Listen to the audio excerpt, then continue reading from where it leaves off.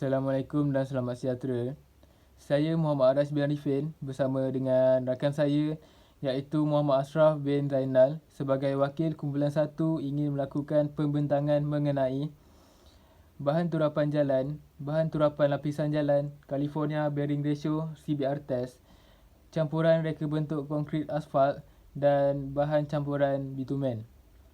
Ahli kumpulan saya terdiri daripada saya Muhammad Arash bin Arifin, Muhammad Amirul Ashmah bin Muhammad Khairi, Muhammad Ashraf bin Zainal, Siti Nur Ain binti Samsudin dan Siti Najihah binti Sapian. Kita mulakan pembentangan mengenai bahan turapan jalan.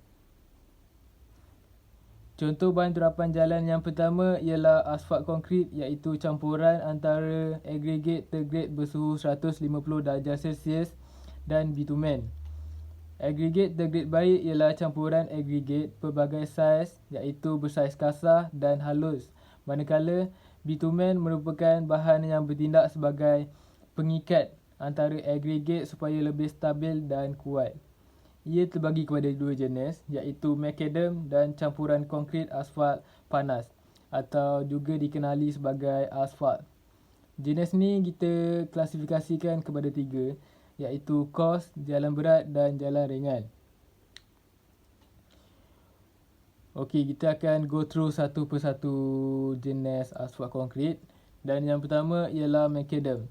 Okey, antara ciri yang terdapat pada macadam ialah terdiri daripada agregat tergrade baik dan tumpat, mempunyai kandungan bitumen yang rendah dan kandungan asfalt yang terdapat pada macadam digunakan hanya untuk mengikat agregat untuk mengelakkan gelinciran.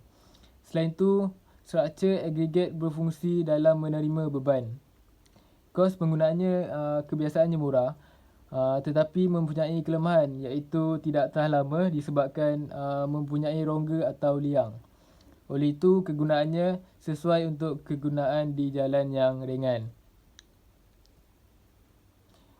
Untuk jenis asfalt konkrit yang kedua ialah campuran konkrit asfalt panas atau juga dikenali sebagai asfalt. Ciri-ciri yang terdapat pada asfalt ialah ketumpatan mortar yang tinggi memberi kekuatan, kekerasan dan ketahanan. Mempunyai kandungan bitumen dan asfalt yang tinggi, kandungan agregat kasar yang sikit dan kandungan pasir halus telah memenuhi segenap ruang asfalt.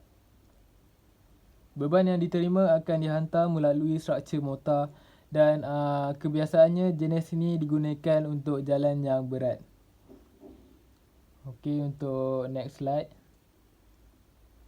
Okey, untuk topik yang seterusnya saya akan menghuraikan mengenai bahan turapan lapisan jalan. Terdiri daripada tiga jenis iaitu subtapak, tapak dan subgrade. Okey, untuk lapisan yang pertama ialah tapak. Tapak merupakan lapisan utama dan yang paling tebal dan bertindak dalam menanggung beban lapisan permukaan iaitu mengagihkan beban tersebut ke lapisan di bawahnya. Bahan tapak boleh dikira menggunakan formula bahan tapak bersamaan dengan agregat iaitu maksimum 50mm tambah pasir iaitu 5mm hingga saiz debu. Lapisan kedua ialah subtapak. Ia dibina daripada bahan-bahan yang terpilih dan kuat dengan mempunyai ketebalan tertentu untuk menyokong lapisan tapak jalan dan mengagihkan beban ke subgrade, menyediakan lapisan penyaliran dan menjadi jalan sementara semasa kerja-kerja pembinaan. Okey, untuk pengetahuan anda semua, ia merupakan lapisan kedua selepas lapisan tapak ya. Okey, dan bahan yang digunakan adalah laterite berpasir iaitu CBR kurang daripada 20%, agregat bercampur pasir iaitu bersaiz 75mm hingga 75 micromm, CBR kurang daripada 30% dan tanah berpasir distabilkan dengan simen iaitu CBR kurang daripada 60%. Okey, untuk lapisan terakhir yang terletak paling bawah ialah lapisan subgrade. Ia berfungsi untuk menanggung beban di atasnya dan juga dikenali sebagai asas jalan. Pemilihan bahan perlulah sesuai untuk menghasilkan lapisan ini. Bahan yang tak sesuai digunakan adalah bahan yang mengandungi tanah liat dan berorganik, tanah liat, tanah gambut, kayu kayan, tunggul, tanah berlumpur, bahan yang mudah terbakar serta bahan yang banyak mengandungi akar, rumput dan lain-lain tumbuhan. Okey, sampai di situ saja pembentangan daripada saya. Pembentangan tajuk yang seterusnya akan disambung oleh saudara Ashraf Zainal. Terima kasih kepada saudara Arash atas penerangannya. Seterusnya, saya akan menyambung pembentangan dengan tajuk berikutnya iaitu uji kaji CBR. CBR ataupun nama penuhnya adalah California Bearing Ratio adalah mula diperkenalkan pada tahun 1930 oleh The California State Highway Department. Tujuan utama dari uji kaji ini adalah untuk menentukan kekuatan galas tanah dibandingkan dengan agregat piawai. Prinsip yang digunakan dalam uji kaji ini adalah dengan menentukan hubungan di antara beban atau daya dan penusukan. Apabila pelucuk silinder menusuk ke dalam bahan pada kadar yang ditentukan. Maknanya, sebelum kita membina jalan raya, kita akan melakukan uji kaji CBR dengan mengambil sampel dari kawasan tersebut. Dengan itu, kita akan mengetahui jumlah daya yang diperlukan untuk proses pemadatan tanah. Proses pemadatan tanah dilakukan supaya tiada ruang kosong di antara partikel tanah bagi mengekalkan kestabilan jalan yang dibina. Pada sesuatu nilai penusukan, nisbah beban kenaan dengan beban piawai akan dinyatakan dalam bentuk peratusan. Dan nilai ini akan didefinisikan sebagai California Bearing Ratio atau nisbah galas California. Di dalam prosedur uji kaji CBR, ia melibatkan dua peringkat iaitu peringkat yang pertama adalah ujian pemadatan untuk menentukan ketumpatan kering maksimum dan kandungan air optimum di dalam bahan. Manakala peringkat yang kedua adalah ujian CBR untuk menentukan nilai CBR pada 95% ketumpatan kering maksimum. Ini merupakan alat yang digunakan di dalam uji kaji CBR yang dinamakan sebagai CBR tester. Beban akan dikenakan ke atas piston dan kemudiannya piston ataupun penusuk akan ditusuk ke dalam bahan. Terdapat juga transducer atau meter untuk mengukur kedalaman penusuk. Tajuk yang seterusnya adalah campuran reka bentuk konkrit asfalt. Kenapa perlu melakukan campuran reka bentuk konkrit asfalt adalah kerana kualiti dan bahagian setiap komponen akan memberikan kesan kepada ciri-ciri dan kelenturan jalan asfalt yang dibina. Biasanya campuran konkrit panas mengandungi simen asfalt, iaitu dua jenis konkrit asfalt adalah AC60/70 atau AC80/100. Bahan lain adalah agregat halus iaitu pasir dan agregat kasar iaitu batu kapur yang dihancurkan. Antara ciri-ciri yang diperlukan oleh jalan raya yang baik adalah kestabilan. Jalan yang dibina akan menerima beban yang besar.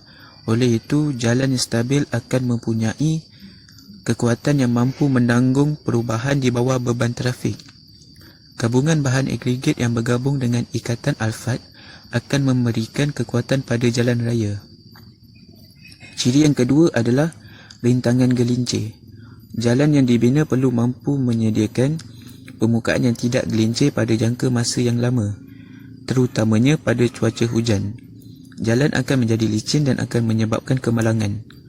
Oleh itu, pihak jurutera atau kontraktor perlu mengambil kira faktor cuaca semasa mereka bentuk campuran dan ketika membina jalan raya tersebut.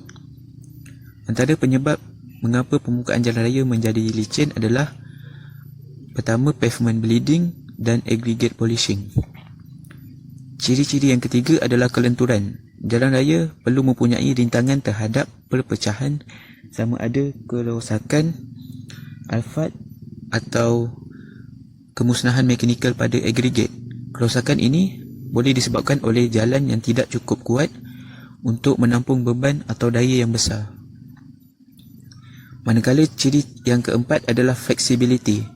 di mana jalan raya mampu menahan perubahan daya ke atasnya tanpa berlaku keretakan atau kerosakan pada jalan. Tajuk yang terakhir adalah bahan campuran berbitumen. Dalam campuran ini, reka bentuk yang biasa digunakan adalah kaedah Marshall. Antara definisi yang perlu diketahui dalam kaedah Marshall ini adalah: pertama, lompang dalam campuran VTM, kedua, lompang dalam agregat mineral VMA, dan ketiga, lompang terisi bitumen VFB, iaitu VMA yang diisi oleh bitumen. Ciri-ciri yang diperlukan dalam bahan campuran berbitumen adalah sama seperti campuran reka bentuk konkrit alfat, iaitu mestilah mempunyai kestabilan, ketahanan, fleksibiliti dan rintangan gelincir.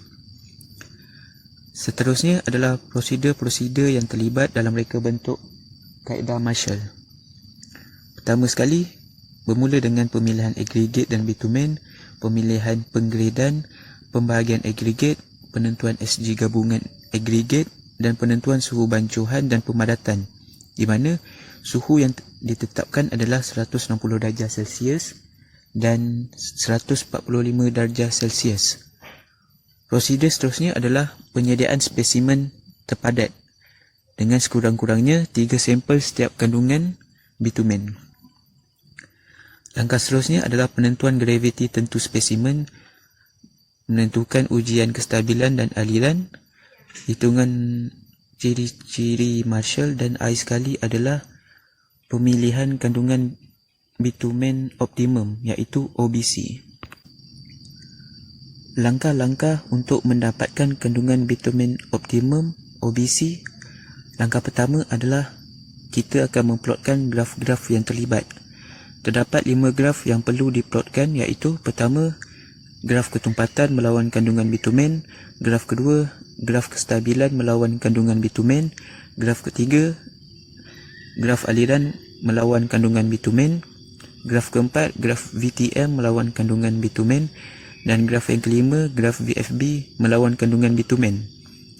Seterusnya, langkah kedua adalah dengan menentukan kandungan bitumen pada kestabilan maksimum, ketumpatan maksimum, penengah spesifikasi VTM dan penengah spesifikasi VFB. Setelah mendapat keempat nilai tersebut, kita akan puratakan nilai-nilai tersebut. Berdasarkan nilai purata tersebut, dapatkan nilai-nilai ketumpatan, kestabilan, aliran, VTM dan VFB. Akhir sekali, bandingkan nilai purata yang telah kita dapatkan dengan nilai spesifikasi yang telah ditetapkan oleh Jabatan Kerja Raya. Jika nilai yang kita dapat menepati nilai spesifikasi yang ditentukan, ia dipanggil sebagai OBC, iaitu kandungan bitumen optimum. Tambahan itu, jadual ini merupakan nilai-nilai spesifikasi yang telah dikeluarkan oleh JKR, di mana nilai kestabilan mestilah melebihi 500 kg, nilai aliran melebihi 2.0 mm, nilai kekakuan adalah 250 kg per mm, nilai lompang air dalam campuran adalah antara 3.0% hingga 5.0%, dan manakala nilai lompang dalam agregat yang diisi bitumen adalah antara 75% hingga 85%.